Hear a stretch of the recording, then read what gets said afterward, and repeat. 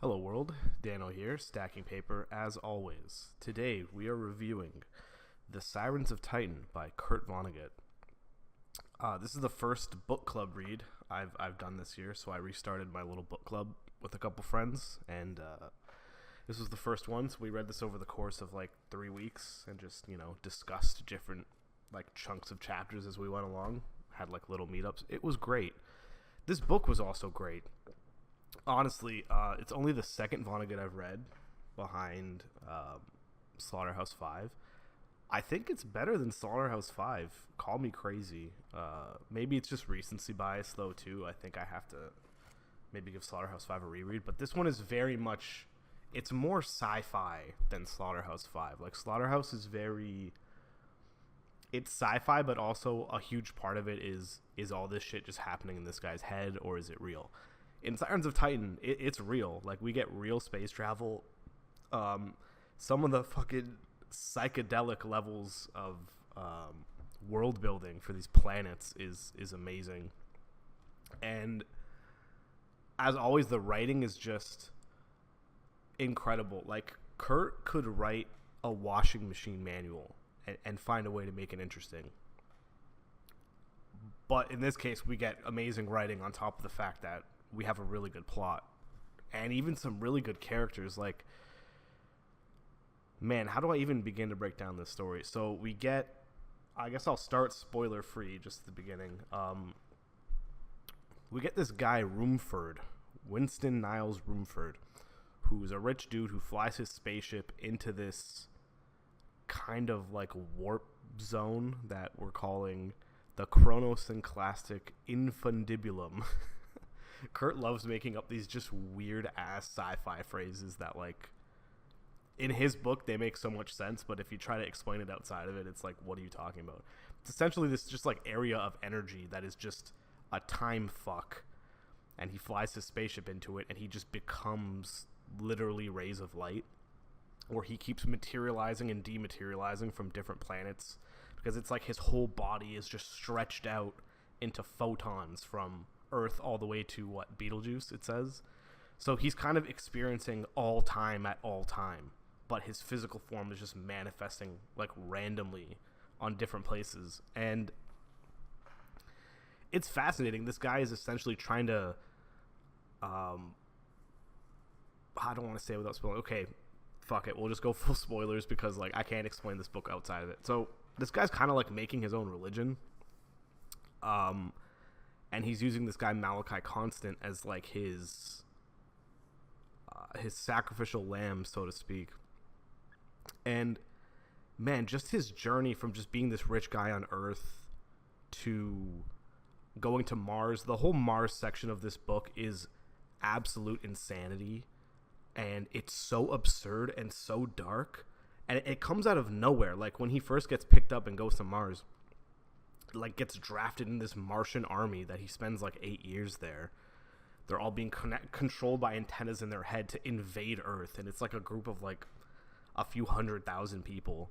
So I guess Rumford has been like recruiting people from Earth over like the course of many years, because I guess like time is just so loose for him. I mean, if I have a complaint about this book, it's just that obviously, like, the specifics of the mechanics of everything that's going on is not explained at all, because it's not really something you can explain.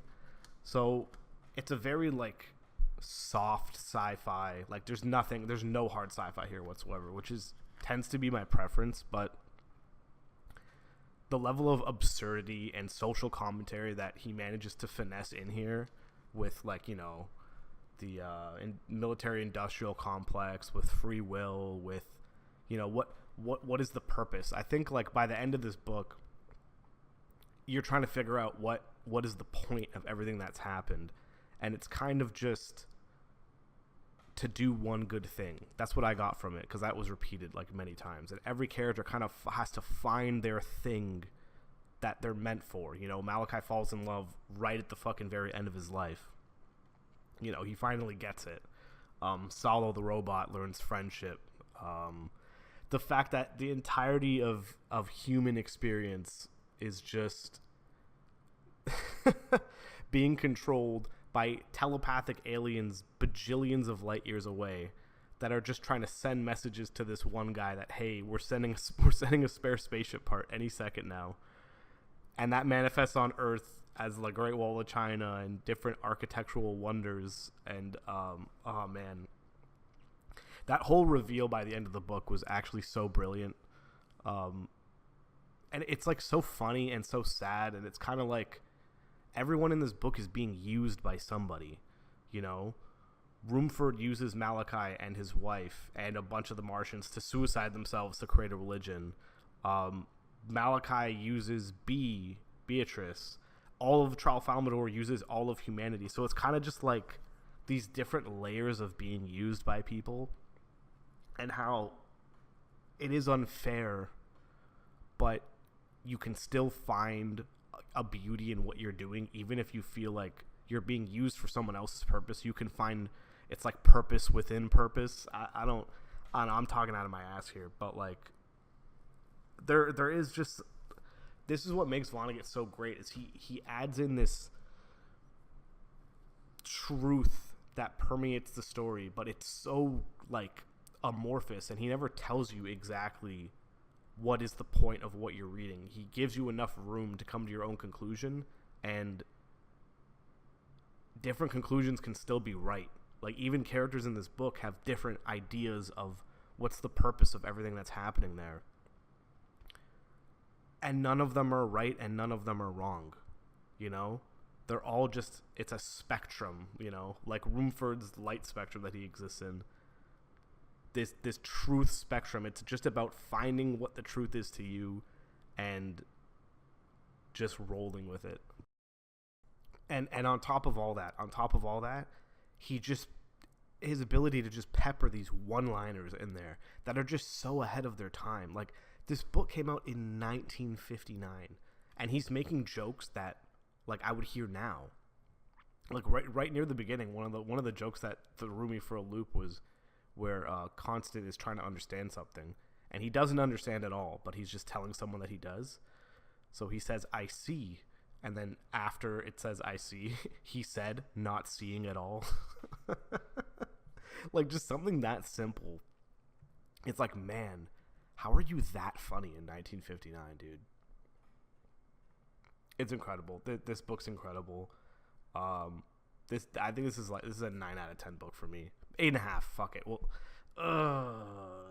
I'll let it stew. But 8.5 to 9 for sure. It's book of the year. It's between this and Roadside Picnic, two completely different books.